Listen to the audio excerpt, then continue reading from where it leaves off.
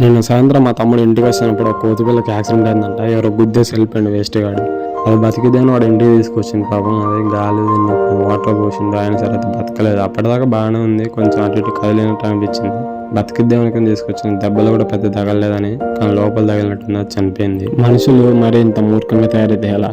రోడ్ల మీద జంతువులు పోతున్నప్పుడు కనీసం స్లో అయినా కాలే, గుద్దేసి వెళ్ళిపోతే ఎట్లా? మనం వచ్చిన కూడా దాని నుంచి అబ్బా చంపేస్తే కరెక్ట్ కాదు. అది ఏదో ఒక రోజు మనిషి కంటే తెలివైనది ఒకటి వస్తుంది. ఆ రోజు మనుషులు దాటుకుంటాను నేను, అప్పుడు తెలుస్తుంది మనుషులు కూడా. మన స్వార్థం కోసం ఎన్నో జీవులను చంపుతాను, తింటాను, ఎంతో పొల్యూషన్ చేస్తాను, వేరే వాటిని బతకనీయకుండా కూడా చేస్తాను మనం చేసే పొల్యూషన్కి. ఇలా ప్రాణాలతో వాటిని కూడా చంపేసి ఇంకెంత నీచనే జీవి సరిపోతుంది చెప్పండి. మనం చేసే ఈ పనులు చూస్తుంటే రాబోయే 100 సంవత్సరాల నుంచి అంతరించిపోయేలాగా ఉంది.